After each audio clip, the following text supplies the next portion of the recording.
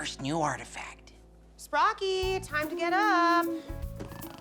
Oh, Sprock, I know it's earlier than usual, but I have a new lab time, so you're gonna have to adjust to a new schedule.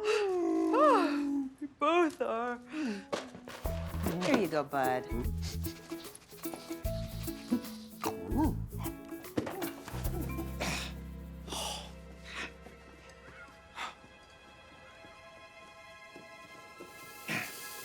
Oh, wow. The first new artifact for my Uncle Matt to improve Fraggle Rock. Wonder what it is.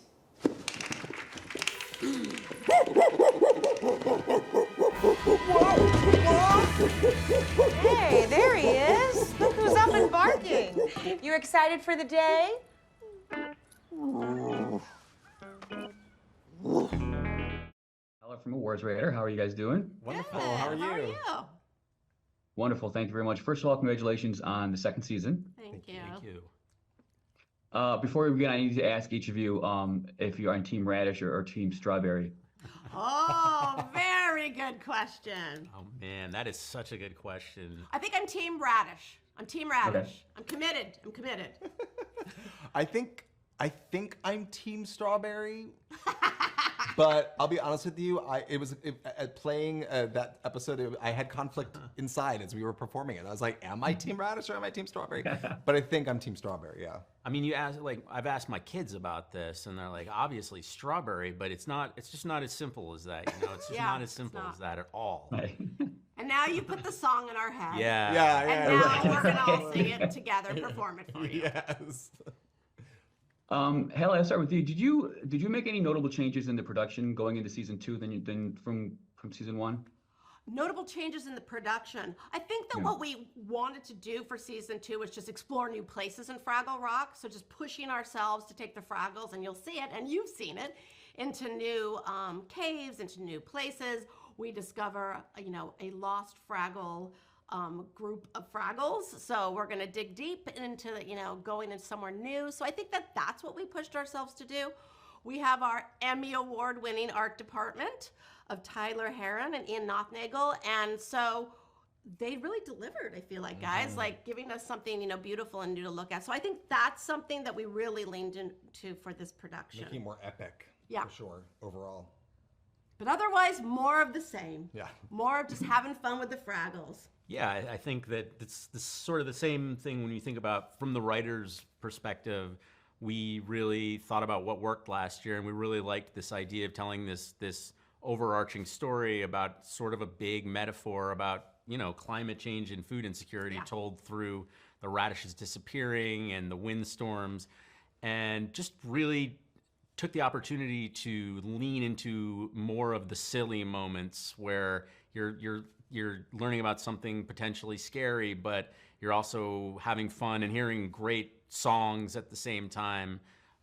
Big music stars this year, Big music stars, yes. We have big music stars this season, and in fact, now we should talk about Uncle Traveling Matt. Oh. Because the big music stars, let's name them. Ariana DeBose. Espa. Adam Lambert. Adam Lambert. Goldstein. David Catherine Diggs. Harris. Yes. But we did decide, when you asked that question about production, we were like, let's take Uncle Traveling Matt out into the world more. Let's really commit to our international audiences, the diversity on screen. We went to Mexico City, and then we went to Seoul. And in Seoul, we do have a big music video, K-pop music video with Uncle Traveling Matt, with Espa, and it's fantastic. So that was definitely something new that we did in production. We worked with local crews, which was fantastic. So for us, it kind of upped our game with Uncle Traveling Matt in terms of the production and getting him out in the world. And we want to do a lot more of that in maybe season 3. So we just found it very successful. Nice. John, the show has multiple ongoing narratives, which culminates in the finale, which isn't really typical for a children's show. Can you talk about that decision? Well, the amazing thing about Fraggle Rock is it's always appealed to so many different age groups. It's never, even the original series was never made for children. It was really something that was accessible to families. No matter what age group you were, there was something there for you. And I think that's the magic of Jim Henson and his brand and his legacy, right? Is like whenever you watch anything Jim Henson created, it's something everyone can watch. And I have very, very, strong memories of being 7 years old, watching Fraggle Rock for the first time, discovering it with my parents watching, with my grandmother watching, with the cousin, who's 3 years old. Everyone was enjoying it. And that really struck me, that you can make something that appeals to so many different levels at once. So I think to that point, that's why our storytelling needs to be more advanced, because first of all, I think what kids are going through in today's world is so much more difficult than they were in the 80s. I think also, the way we consume television is different now. We're used to storytelling that leads from episode to episode. The original series, each episode stood alone. And with this version of it, we thought it was really, really important to tell a story that keeps going and has those overarching themes. So, it's a fun challenge because you're servicing so many different characters. I don't know, I always joke on set that we're like the Downton Abbey of family television, because we have all these characters and all these different storylines, and somehow we're able to, because of the brilliant minds of Matt and Alex, we're able to hit all of them at once. But I think that's what people love about it, is that it's not, there's something to invest in for everybody. Mm-hmm. Matt, your producing background is very different from Halle's and John's. Can you talk about the learning curve? Was there a learning curve going into entering this world? There's a learning curve. Of course, there's a learning curve coming for Alex and I to come write for the Fraggles for the first time.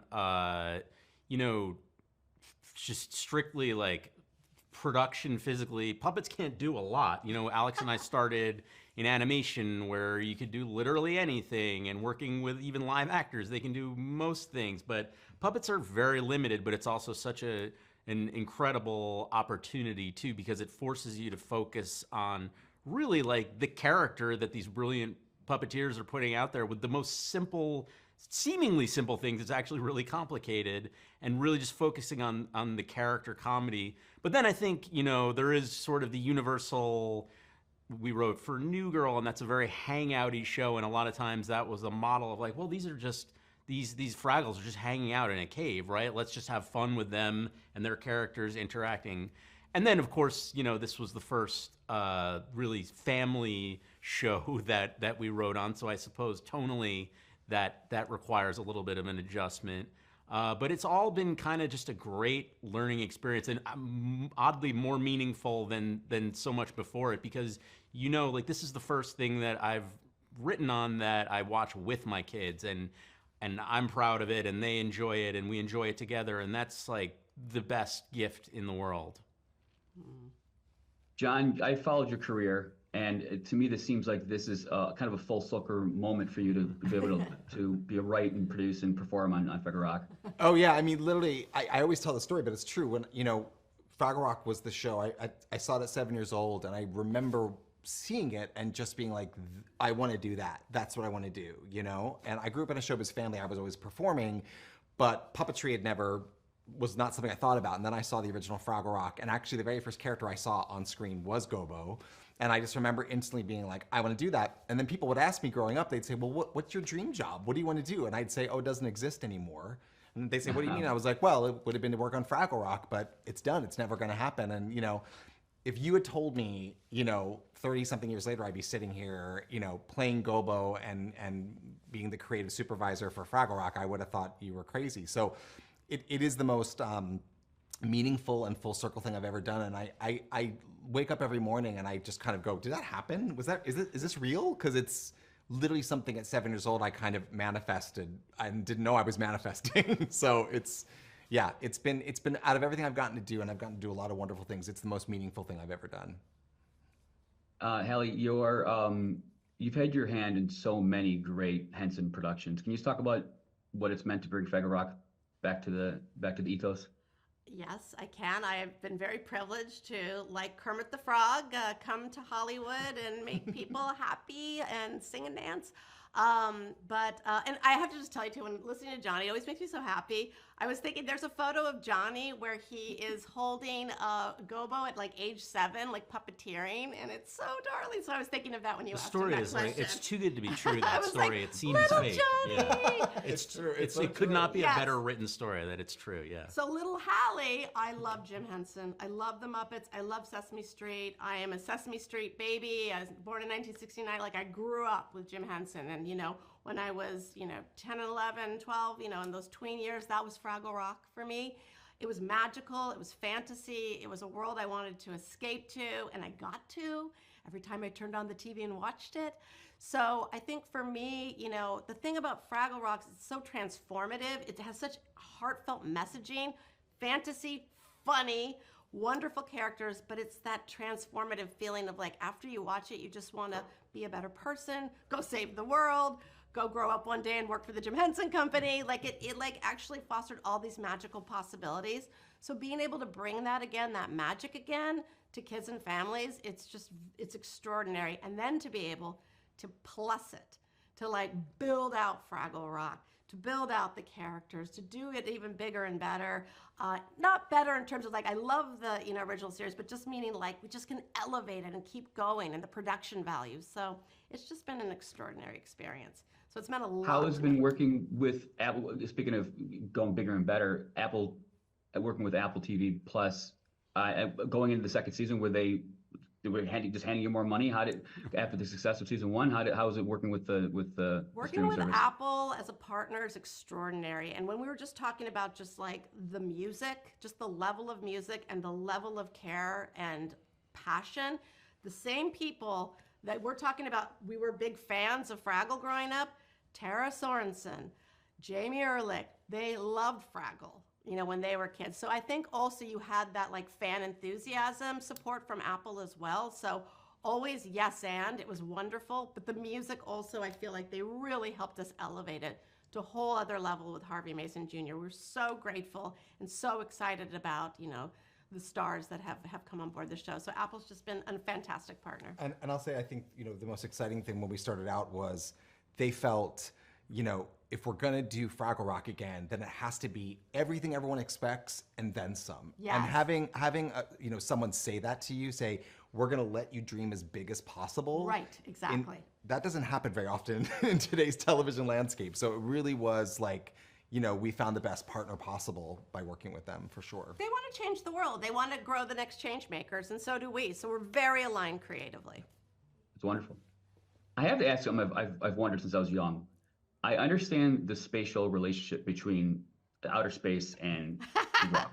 Yes. And I understand the spatial relationship between the rock and the Gorgs. But what is the spatial relationship between outer space and the Gorgs? Oh, you know what's funny? That is like the most, Great like question. no one has been able to really, and if you ask the original, folks who worked on it, they're even like, we don't know. So I think it's the kind of thing that we've been trying to define for a while. And know. and in my mind, Yeah, we know. You know, Yeah, where's don't the- you feel like you know too? I feel like in my heart I know, but But I think more to the point, what's interesting, we, as part of it, we've had this both seasons now. Before we started the writers' room, Halle set up a Fraggle Gaggle, which brings together all of the people from the original show, and we'll have these kind of conversations. And they'll get in kind of a debate. Someone's like, I don't know, but then this other person will be like, well, it's another dimension. And they have this map, and it's like, it's kind of, what's beautiful about it is it's kind of open to your interpretation. Yeah. But I have my ideas of what it is. When I was a kid, I interpreted it as it's like some place on Earth that we just haven't discovered yet. You know what I mean? That's how I interpreted it, but I feel you're right. Like I think everyone's got like a different feel. In our holiday special, Night of the Lights, Right. at the end of the show, they all look up into the sky, and there's the Northern Lights, and we see those Northern Lights out in our world, in Fraggle Rock, and in the Gorgs world. So I'm just saying, It's all connected. It's all connected. all It's wherever connected. you Same dream it is. sky. The same sky, yeah. I think you Same want to sky. believe that this world exists basically somewhere in some kind of dimension. Yeah. Right where the magic is all right here, you know? I heard someone once say to me, and I was like, just listening, going, maybe, they were like, well, it's like Jack and the Giant Beanstalk, and they're up in the clouds. And I was like, sure. Sure. I like that answer. I was like, sure. Okay. That's fair. Can you walk through what the with a typical production schedule is for one episode? How long does it take to shoot? What's the writing process? It's a long process. I mean, we're in the writers' room for approximately 6 months, I would say, probably. Yeah, Yeah. and that happens. We do the writers' room entirely. Like we spend the first couple of weeks thinking about like the overarching story, and with the Fraggle Gaggle and the Henson Company, thinking about what themes are really important to us that we want to get out there this year. And this year it was climate change and food insecurity, and then we do take that for 20 weeks or so 20 weeks. with the writers and kind of kick around that larger idea and how we want it to spread out across the 13 episodes. But then we talk a lot about, what specific issues we want to talk about in each individual episode. And issues that kids and families care about globally. Yeah. And that's all done ahead of time. That's like 6 months Yeah. before we're physically in production. And then we go up to Calgary, our home in Canada, and we're there for about another 6 months. Yeah. And each episode takes, if you add in Doc and Sprocket and you add in the traveling Matt component to them, it's about a week per episode. Yeah, that's right. And again, which is rare in family television to get that much time, but it really is when you visit the set, which hopefully you will do next season. It's 3 giant sound stages. It's It's Fraggle Rock. It's 100-something you walk people. you walk into Fraggle Rock. Yeah, you walk into Fraggle Rock, and so it takes a long time to shoot, but we're also so dedicated to making sure it looks as high quality as possible. So we spend a lot of everything's real, all the water's real. We spend a lot of time there. We really do. Fraggle Rock is a lot of prep and a lot of pivot. So the pivot on set. Pivot and prep. It happens quite a bit. If a doozer breaks down, pivot. So a lot of prep and pivot. Yeah. John, can you talk about some of the, if there are challenges to being both a performer and a writer and a producer and having your hand in just about every aspect of the show? Does it pose challenges when you're trying to take on and off different hats? You know what? It's only challenging because it's getting my brain to focus on what I have to worry about in that moment. Do you know what I mean? And that's because I care so deeply about the show and the characters and the storytelling, and it's, if anything, sometimes performing, which is incredibly hard to do, but it almost becomes a relief to me because I get to shut off all of those other things I have to think about as a producer and as a writer and as a director, and just worry about bringing that character in front of me to life, and I don't know, I think it's funny. It shouldn't feel as natural to me as it does, but it just feels natural and normal, even though I'm wearing a few different hats at once. I don't know, I feel like I'm just playing in Fraggle Rock, and I just get to kind of throw my attention. It probably helps that I, have ADD. I'm sure that I'm able to do a bunch of different things at once. But I don't know. I think it's just trying to always pay attention to what are we trying to say, and look at the screen as we're shooting and go, are we telling the story at all? And whether that's through performing or through directing or producing or whatever it is. But yeah, sometimes it gets a little like, wait, am I Gobo right now? I'm Gobo. Am I architect? I'm architect. Yeah. Well, I don't want to take up too much of your time. I know you guys are very busy today. So thank you. I also wanted to say, too, that it's appropriate that I'm talking to both John and Matt, both of you, because as my daughter, when she was young, absolutely adored Johnny and the Sprites. And as an adult, one of her favorite shows is New Girl. So I love it. You. Tell your daughter I said hi, please. Yeah. most definitely. Tk you very much. And guys, thanks, and good luck. Thank Thank you. you. Thank you so much. Bye-bye now. Take care. Bye.